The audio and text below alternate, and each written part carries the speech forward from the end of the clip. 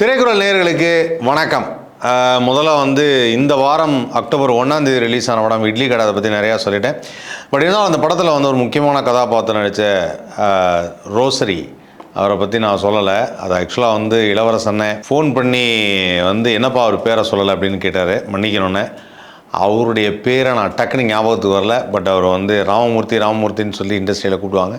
But அவருடைய original name rosary. So அவரை நான் பேர் சொல்லாமல் விட்டதுக்கு மன்னிக்கணும். அதே சமயத்தில் அவர் நல்லா நடிச்சிருக்காரு. அதாவது சின்ன திரையில் பார்த்த அவரை வெள்ளித்திரையில் பார்க்கும்போது ஒரு பெரிய சந்தோஷம் இருந்தது. அண்ட் அதே சமயத்தில் அதில் இந்துமதி மணிகண்டனா அந்த நித்யா மேனனுக்கு அம்மாவை நடிச்சிருந்தாங்க. அதை பற்றி நான் சொல்லாமல் விட்டேன். இதெல்லாம் ஏன்டா இப்போ சொல்கிறேன், இப்போ நீ என்ன சொல்ல வந்த அதானே கேட்குறீங்க. 1 இந்த படம் ரிலீஸ் ஆச்சு. பட் 2 மிக மிக ஆவலோடு எதிர்பார்த்த இன்னொரு முக்கியமான படம் ரிலீஸ் ஆச்சு. அந்த படத்தை பற்றி தான் இப்போ நான் பேச வரேன். அதாவது இந்த படம் பற்றி சொல்லணும் அப்படின்னு பார்த்தீங்கன்னா, லாஸ்ட் இயர் ஆல் ஓவர் இந்தியாவை திரும்பி பார்க்க வச்ச ஒரு படம்.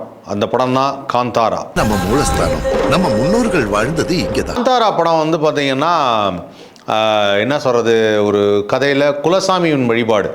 ஒரு சாதாரண ஒரு நார்மலான ஒரு இந்த எப்படி சொல்கிறது, ரியல் எஸ்டேட் பண்ணுவாங்க இல்லையா.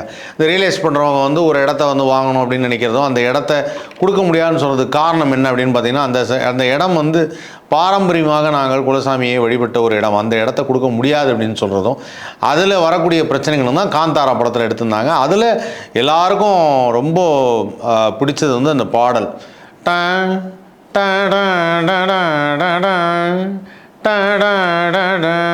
இந்த பாட்டு மறக்கவே முடியாது. வராக ரூபம் அப்படின்னு சொல்லிட்டு அந்த பாடல். அதுக்கப்புறம் பார்த்தீங்கன்னா அந்த படத்தில் நடிச்சிருந்த ரிஷப் ஷெட்டி. எங்களை பார்க்க நீங்கள் வந்தீங்க, உங்களை பார்க்க நாங்கள் வரக்கூடாது. ரிஷப் ஷெட்டி உண்மையிலே ஒரு சூப்பரான ஆர்டிஸ்ட் அப்படிங்கிறத அக்டோபர் 2 ரிலீஸ் ஆன காந்தாரா படத்தில் ப்ரூவ் பண்ணிட்டார். ஏன்னா அவர் இந்த படத்தில் நடிக்க மட்டும் இல்லைங்க, அவர் டைரக்டும் பண்ணியிருக்காரு. நமக்கு தெரிந்தவங்க அப்படின்னு பார்க்கும்போது ரிஷப் ஷெட்டி. அதுக்கப்புறம் இந்த படத்தில் ஹீரோயினாக நடித்த ருக்மிணி வசந்த், அவங்க மதராசி படத்தில் ஹீரோயினாக வந்திருந்தாங்க. அதுக்கப்புறம் இந்த படத்துடைய இன்னொரு முக்கியமான கேரக்டர், ஒரு ராஜா கேரக்டரில் வந்திருந்தது தான் ஜெயராம், ஆக்டர் ஜெயராம். ஸோ இந்த ஆக்டர் ஜெயராம், ருக்மிணி வசந்த் அண்ட் ரிஷப் ஷெட்டி 3 பேர் மட்டும்தான் தெரிஞ்சது. பட் இந்த படத்தில் ஏராளமான நடிகர்கள் பட்டாளமே இருக்காங்க. அந்த வகையில் பார்த்தீங்கன்னா குல்ஷன் தேவையா அவர் ஒரு குலசேகரா அப்படின்னு சொல்லிட்டு ஒரு ராஜா கேரக்டர், ஒரு பிரின்ஸ் கேரக்டர் பண்ணியிருக்காரு. அதுக்கப்புறம் பிரமோத் ஷெட்டி, நவீன் டி பதேல், ராகேஷ் பூஜாரி, பிரகாஷ் துமிநாத், தீபக் ராய் பனஜே, அதுக்கப்புறம் ஹரிபிரசாந்த் எம்ஜி, பாலா ராஜ்வாடி, சம்பத்ராம், நம்மூருக்கார் சம்பத்ராம், அதுக்கப்புறம் ராகவேந்திரா எஸ், ரஞ்சன் ஷெட்டி, மிதுன் ராஜ், பிரதிமா நாயக், ககன்மூர்த்தி, கௌதம் ராஜ், ஐரா கிருஷ்ணா, அதுக்கப்புறம் நவீன் போண்டல், அச்சுத் குமார் அவர் ஒரு கெஸ்ட் அப்பியரன்ஸு, அதுக்கப்புறம் பிரகதி ரிஷப் ஷெட்டி. ஸோ இவ்வளோ பேர் இந்த படத்தில் நடிச்சிருக்காங்க. அண்டு எனக்கு நான் ஒரு ஷார்ட்டில் நோட் பண்ணிட்டேன். எங்கள் ஆதித்யா டிவியில் நான் ஒர்க் பண்ணிகிட்டு இருக்கும்போது லோகேஷ் அவர் இந்த படத்தில் ஒரு சீன் நடிச்சிருக்காப்புல. நீங்கள் இந்த படம் லோகேஷ் அண்ட் கோபி அவங்க 2 பேரோட காமெடியெல்லாம் பார்த்துருப்பீங்க. நானும் ரவுடிதான் படத்தில் கூட வருவார் இல்லையா, அந்த அப்படியே பார்த்து முறைச்சுன்னு இருப்பாப்புல, அவர் தான் லோகேஷ். அவர் நடிச்சிருக்காரு. அதுவும் எனக்கு சந்தோஷமாக இருந்தது. இவ்வளோ பெரிய நடிகர்கள் பட்டாளம் கொண்ட இந்த படத்தின் கதை என்ன அப்படின்னு பார்க்கும்போது ரொம்ப அருமையான ஒரு கதையாக, அதாவது என்னென்னா, இந்த காந்தாரா நம்ம ஃபஸ்ட்டு பார்த்தோம் இல்லையா போன வருஷம், அது ஒரு இப்போ இருக்கிற நடைமுறை வாழ்க்கையில் நடக்கிற மாதிரியான ஒரு கதை. பட் இந்த கதை ஒரு 200-300 ஆண்டுகளுக்கு முன்பாக, அதாவது ஒரு தாத்தாவுக்கு தாத்தா அப்படிங்கிற மாதிரியான ஒரு விஷயம். ஒரு குறுநில மன்னர் ராஜா, அதுக்கப்புறம் மலைவாழ் மக்கள், இந்த மலைவாழ் மக்கள் இவங்களுக்கு நடுவில் இருக்கிற ஒரு பிரச்சனை, அதுதான் இந்த படம். அண்ட் இந்த பிரச்சனை பார்த்திங்கன்னா it's a kind of ego அப்படிங்கிறதும் ஒன்று சொல்லலாம். அந்த கதையில் அவங்க என்ன சொல்ல வந்திருக்காங்க அப்படின்னா, மலைவாழ் மக்கள் தாங்களும் முன்னேறணும். சமீபத்தில் வரக்கூடிய படங்கள் எல்லாம் சில விஷயங்களை நமக்கு சொல்லிக்கிட்டே இருக்குது. பூர்வக்குடி என்று சொல்லக்கூடிய அந்த மலைவாழ் மக்கள் அவங்களுக்கு இந்த மண்ணில் எல்லா சுதந்திரமும் இருக்குது, அவங்களுக்கு எல்லா விதமான ஒரு சலுகைகளும் உண்டு. அதை சலுகைகள்னு சொல்ல முடியாது, எல்லா உரிமையும் இருக்குது அப்படின்னு தான் சொல்லலாம். எல்லா உரிமையும் இருக்குது. அவங்க கேட்டு தான் பண்ணணுங்கிறது கிடையாது. இந்த படத்தில் எனக்கு ரொம்ப பிடிச்சிருந்தது அந்த மலைவாழ் மக்களின் தலைவனாக இருக்கக்கூடிய ரிஷப் ஷெட்டி. அவர் ரொம்ப நல்லா பர்ஃபார்ம் பண்ணியிருந்தார். அதாவது extraordinary director and extraordinary performer. இந்த படத்தில் ரொம்ப சிம்பிளாக சொன்னோன்னா, இப்போ நம்ம பாகுபலிலாம் பார்த்து எப்படி என்ஜாய் பண்ணுமோ அந்த மாதிரி இந்த படம் நல்லாவே என்ஜாய் பண்ணலாம். காரணம் என்னென்னா, படம் ஃபுல்லாகவே அந்த ஹிஸ்டாரிக்கல் விஷயங்கள், அந்த பழைய விஷயங்கள்லாம் காமிக்கிறப்ப அந்த ஃபைட்டு, அவங்க எடுத்த அந்த விதம், சிஜி ஒர்க்கு, அதெல்லாம் ரொம்ப நல்லா. அண்ட் இந்த படத்தில் காமிக்காத ஒரு மிருகத்தை காமிச்சிருந்தாங்க. இது வரைக்கும் தமிழ் சினிமாவில் மோஸ்ட்டாக அந்த மிருகத்தை அவ்வளோவா காமிச்சதே கிடையாது. ஆனால் அதை வச்சு ஒரு சூப்பர் சீன் பண்ணியிருந்தாங்க. ஒரு மிருகமாக வராது, பெரிய கூட்டமாக அந்த மிருகம் வரும் அப்படிங்கிற மாதிரி கிட்டத்தட்ட இங்கிலீஷ் படம் பார்த்த மாதிரி இருந்தது. அது ஹாலிவுட் படங்களுக்கு நிகராக அந்த சீன் ரொம்ப நல்லா இருந்தது. அண்ட் அதே சமயத்தில் வந்து இப்போது டெக்னாலஜிலாம் வந்துருச்சுங்கிறதுனால இல்லை, இந்த படத்தில் வந்து புலி வர ஒரு சீன் மாசாக இருந்தது. ஒரு 3 சீனுங்க இந்த படத்தில் வந்து ஒரு 3 சீன் இருக்குது.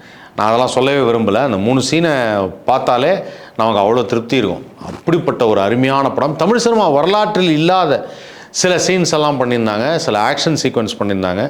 அந்த ஆக்ஷன் சீக்வன்ஸ்லாம் ரொம்ப பிரமாதமாக இருந்தது.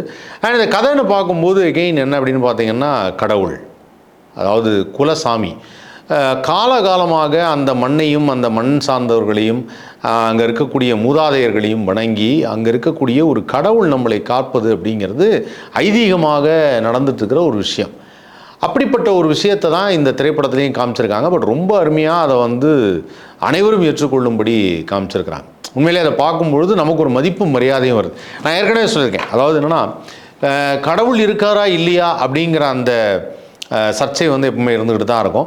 அப்படி சொல்லும்போது நான் சொல்லுவேன், இருக்கார் என்று நம்புவரை நாம் வந்து எப்பவுமே அவமதிக்க வேண்டாம், இல்லை என்று சொல்பவரையும் நம்ம எதுவும் வந்து அவரை வந்து கொச்சப்படுத்தவும் வேண்டாம். இதுதான் என்னுடைய பாலிசி.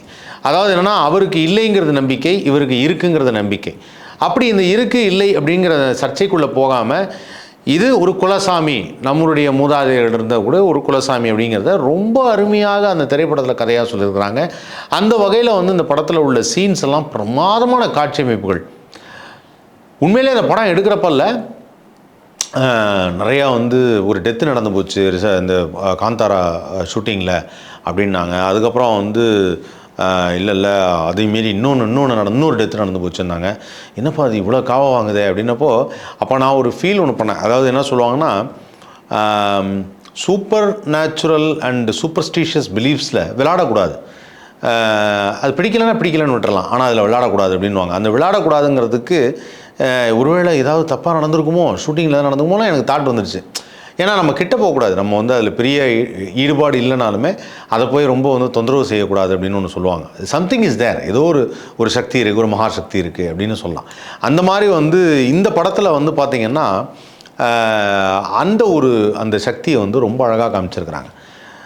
அந்த அழகாக காமிக்கிறதுனா என்ன அப்படின்னு பார்த்திங்கன்னா, அனைவரும் ஏற்றுக்கொள்ளும் வகையில் அப்படின்னு ஒன்று சொன்னேன் இல்லையா. அதாவது இந்த மகாராஜா ஒருத்தர், ஒரு பக்கம் ஒரு மகாராஜா, ஒரு பக்கம் வந்து மலைவாழ் மக்கள் கும்பிட்ற தெய்வம் ஒன்று, மகாராஜா கும்பிட்ற தெய்வம் ஒன்று. இவங்களை வந்து அட்டாக் பண்ணுறது, அப்புறம் இவங்களை போய் அட்டாக் பண்ணுறது. ஸோ 2 பேர் அட்டாக் பண்ணுறது தான் படம். ஸோ இந்த கதையில் இவங்க இருவரும் சேர்ந்தார்களா, சேருவதற்கு யார் காரணமாக இருந்தாங்க, அப்படி பிரிஞ்சாங்கன்னா அதுக்கு யார் காரணம், ஏன் இவங்களுக்குள்ளே மறுபடியும் வன்முறை வந்தது, எதனால் சண்டை வந்தது, எதனால் காட்சி அமைப்புகள் இப்படி இருந்தது அப்படிங்கிறலாம் படம் நீங்கள் பார்த்தீங்கன்னா தான் என்ஜாய் பண்ணுவீங்க. இந்த படம் தமிழ்நாட்டில் சக்கப்போடு போடுது. 2 நாட்களாகவே நல்ல ஒரு ரெஸ்பான்ஸ் இருக்குது காந்தாரா படத்துக்கு. காந்தாராவில் ஆனால் எனக்கு என்ன ஒரு இதுன்னா, இந்த படம் வந்து கன்னட படம், நமக்கு தெரியும். முக்கியமான சில காட்சிகள்லாம் நான் தமிழில் தான் பார்த்தேன், டப்பிங் வெர்ஷன் தான் பார்த்தேன். முக்கியமான சில காட்சிகள்லாம் டயலாக் வரும்போது அது கன்னடத்துலேயே இருக்குது. அதுக்கு வந்து கேட்ட சப்டைட்டில் பார்த்து தான் தெரிஞ்சுக்கணும். அதுதான் யோசித்தேன், அதை வந்து இந்த பக்கம் டப் பண்ணாமல் விட்டாங்களேன்னு. மைட் பி அந்த டப் பண்ணும்போது அதுக்கான எக்ஸாக்ட் அர்த்தம் வராமல் இருந்திருக்கும், அதனால் விட்டுருப்பாங்கன்னு நினைக்கிறேன். இருக்கலாம், சொல்ல முடியாது. ஸோ அந்த வகையில் வந்து இந்த படம் வந்து ரொம்ப சிறந்த ஒரு படம் தான் சொல்லுவேன்.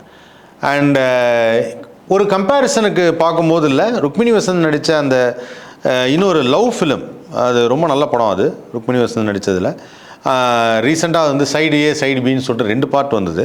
அண்ட் அந்த படத்துடைய பேர் வந்து சப்த சாகரதா ஜெயல்லோ அப்படின்னு சொல்லிட்டு ஒரு கன்னட படம். இந்த படம் வந்து ஒரு நல்ல லவ் படம். அந்த படமும் வந்து ரக்ஷித் செட்டின்னு ஒருத்தர் நடிச்சிருந்தார் ஹீரோவாக. ரொம்ப சூப்பராக போச்சு அந்த படம், அருமையான படம். நிறைய தமிழர்கள் வந்து இந்த படத்தை பார்த்து ரொம்ப அருமையாக இருக்கேன். தெரிஞ்ச ஒரு பையன் வந்து இல்லை சார், அந்த படம் வந்து நான் டெய்லி 2 சீன் பார்த்துனே இருப்பேன் சார், அவ்வளோ நல்லாயிருக்கும் சார். அந்த மாதிரி வந்து ரொம்ப அனைவராலும் ஈர்க்கப்பட்ட ஒரு படம் ருக்மிணி வசந்த் நடித்தது.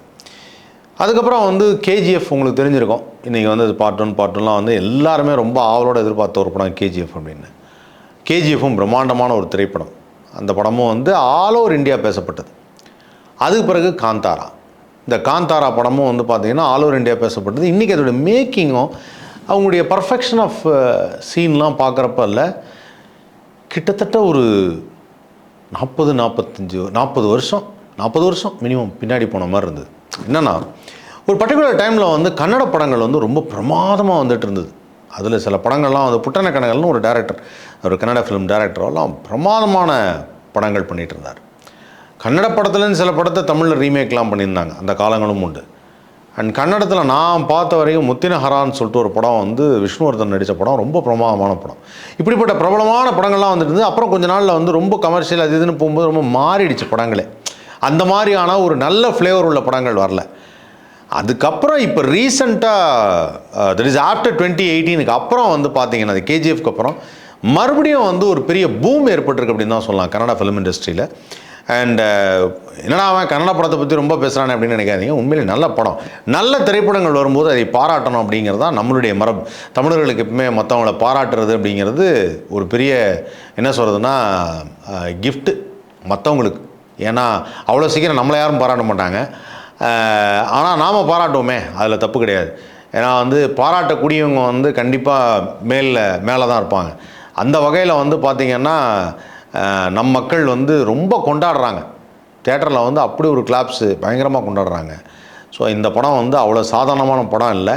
இந்த படத்தை நீங்கள் பார்த்தீங்கன்னா அதாவது என்ன சார் இது டிக்கெட்டு விலை 180 ரூபாயா, என்னது டேக்ஸ் எல்லாம் மூட்டி 220 ரூபாயா, 250 ரூபாயா, பாப்கார்ன் இவ்வளோவா அப்படின்லாம் நம்ம சொல்லுவோம் இல்லையா.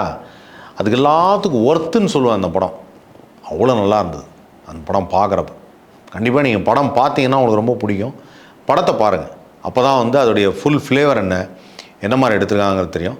அண்ட் இந்த படத்தில் வந்து இப்போ ஜெயராம் சாரை வந்து நம்ம எப்போவுமே ஒரு காமெடியாக பார்த்துருப்போம், குணச்சித்திர கேரக்டரில் பார்த்துருப்போம். இந்த படத்தில் ஒரு கேரக்டர் ஒன்று பண்ணியிருக்காரு, ever seen Jayaram sir like that. அதுக்கு காரணம் அந்த full credit goes to the director Rishab Shetty. And Rishab Shetty வந்து அதே மாதிரி வந்து அந்த சாமி வந்த மாதிரி, அது ஏற்கனவே உங்களுக்கு தெரியும், சாமி வந்த அந்த சீன் நடிக்கிறப்போ இல்லை அதோடைய உடம்பு ஒத்துழைக்குது அப்படின்னு ஒன்று சொல்லுவாங்க. அதாவது என்னென்னா அந்த உடம்பில் உண்மையிலேயே சாமி வந்திருந்தால் அந்த ரியாக்ஷன் எப்படி இருக்கும், அந்த கை மூமெண்ட்ஸ் எப்படி இருக்கும், பாடி எப்படி இருக்கும், எப்படி வந்து அதை நடிப்பாங்க அப்படிங்கிறத ரொம்ப அழகாக தத்ரூபமாக செஞ்சுருக்கார் அப்படின்னே சொல்லலாம். அந்த லெவலுக்கு வந்து Rishab Shetty's performance was hats off to him. உண்மையிலேயே ரொம்ப ரொம்ப பிரமாதமாக. அண்ட் இந்த மாதிரியான டெப்த்தான ஸ்க்ரீன் பிளே கொடுத்ததுக்கும் ஹேட்ஸ் ஆஃப். ஏன்னா நல்ல டெப்த்தான ஒரு ஸ்க்ரீன் பிளே, நல்ல ஒரு கதைக்களம். அந்த கதைக்களம் இப்படி வந்ததுன்னு சொல்லிட்டு அந்த அழகாக கொண்டு போயிருந்தார். அந்த கதைக்களத்தை கொண்டு போனது. And fight scenes choreographed was extraordinary. இதில் வந்த ஒரு ஃபைட் சீனில் ஒரு பர்டிகுலர் ஷாட் இருக்குது, எனக்கு தெரிஞ்சு அதை நான் இந்தியன் சினிமா வரலாற்றிலே பார்த்ததில்லை அந்த மாதிரி ஒரு ஷாட்டை. அந்த மாதிரியான ஒரு இது. அண்ட் அதே மாதிரி இந்த புலி வர சீன் வெரி இன்ட்ரெஸ்டிங். புலியும் நான் அந்த மாதிரி ஒரு நல்ல சிஜி தான் தெரியும், ஆனால் இருந்தாலும் அதை நான் பார்த்ததில்லை. ஒரு புலி குதிரைன்னு சொல்லிட்டு அந்த ஒரு தேர் சீன் இதெல்லாம் பண்ணியிருந்தாங்க. அந்த சீனெல்லாம் அவ்வளோ பிரமாதமாக இருந்தது. அண்ட் இதில் ஒரு இடத்துல ஒரு டயலாக் நான் ரொம்ப ரொம்ப நேசித்தேன். ஒரு ராஜா வந்து அவங்க சொல்கிறாங்க, இவங்க மலைவாழ் மக்கள், இவங்க வந்து அந்த ஊரில் வந்து வியாபாரத்துக்காக வருவாங்க, நாங்கள் வியாபாரம் இங்கே பண்ணிக்கிறோம் அப்படின்னப்போ, உங்களுக்கு வியாபாரம் அனுமதிக்கப்பட்டது அப்படின்னோடனே, என்ன அனுமதி பத்திரத்தை வாங்காமல் போறீங்கன்னு, எங்களுக்கு எதற்கு அனுமதி அப்படின்னு சொல்லிட்டு போய்டுவார். ஆக்சுவலாக வந்து சுருன்னு ஏறிச்சு. என்னன்னா யாருக்கு யாருப்பா வந்து ரூல்ஸ் போடுறது அப்படிங்கிற ஒரு விஷயம் இருக்குல்ல. அந்த வகையில் வந்து மலைவாழ் மக்கள் அப்படின்னு சொல்லும்போது இதெல்லாம் அவங்க தான் இந்த மண்ணை நேசித்து இந்த மண்ணுடைய முழு என்ன சொல்கிறதுன்னா சக்தியவும் பெற்று வாழக்கூடிய மக்கள். அவங்களுக்கு நாம் ரூல்ஸ் போட முடியாது, அவங்க வேணால் நமக்கு ரூல்ஸ் போடலாம் அப்படின்னு சொல்லலாம். ஏன்னா நாம் தான் அப்படியே தாண்டி வந்துட்டோம். இதை நீ இப்படி இருன்னு சொல்லி ஒவ்வொரு பக்கம் நம்ம பிரிஞ்சு வந்துட்டோம் அப்படின்னு சொல்லுவாங்கள்ல, அந்த மாதிரி அது. ஸோ அந்த இது காமிச்சிருந்தது ரொம்ப நல்லா இருந்தது, ரொம்ப பிரமாதமாக இருந்தது. அந்த டைலாக் ரொம்ப நல்லா இருந்தது. ஸோ அந்த படத்தில் அந்த மாதிரி ரசித்த சில சீன்ஸ்லாம் இருக்குது. நான் ஏன் இதை கதையோ சீனோ கோர்வையாக சொல்லலைன்னா, இது பர்ஃபெக்டாக நீங்கள் தேட்டர் போனால் 100% என்ஜாய் பண்ணலாம். இப்போ சில படங்கள் நான் கதை சொல்லுவேன், சீன் சொல்லுவேன். ஏன் சொல்கிறேன் அப்படின்னா, காரணம் வந்து அப்படியாவது நீங்கள் தேட்டருக்கு வந்துட மாட்டிங்களா அப்படிங்கிறதான். ஏன்னா நல்ல படங்கள்லாம் இருக்கும், சமயத்தில் நீங்கள் தேட்டரில் பார்த்து மிஸ் பண்ணிவிடுவீங்க. அந்த படத்தை நீங்கள் மிஸ் பண்ண மாட்டீங்க. பட் இருந்தாலும் சில பேர் வந்து, சார் கன்னட படத்தை நம்ம எப்படி சார் ரொம்ப நாங்கள்லாம் தமிழ் படத்தை தான் சார் அப்படின்னு நீங்கள் சொல்கிறது யாராவது இருந்தீங்கன்னா, தயவுசெய்து இந்த படத்தை போய் ஒரு தடவை பாருங்கள். உண்மையிலே நல்லா இருக்குது. நான் மறுபடியும் சொல்கிறேன், நல்ல திரைப்படங்களையும் நல்ல கலைஞர்களையும் வாழ வைப்பது தமிழர்களின் மரபு, அதில் மாற்றமே கிடையாது. யார் வேணாலும் நம்மளை பாராட்டாமல் இருக்கலாம், ஆனால் நாம் நல்லதுன்னு தெரிஞ்சாலும் சரி சூப்பர்னாலும் அதை பாராட்டணும். அந்த பாராட்டுறோம் அப்படிங்கிற அந்த பெரும் மகிழ்ச்சியோட இந்த வீடியோ உங்களோட நான் ஷேர் பண்ணிக்கிறதுல ரொம்ப சந்தோஷப்படுறேன். ஸோ தொடர்ந்து பாருங்கள். திரைக்குறள் லைக் பண்ணுங்கள், ஷேர் பண்ணுங்கள், சப்ஸ்கிரைப் பண்ணுங்கள். காந்தாரா சாப்டர் 1.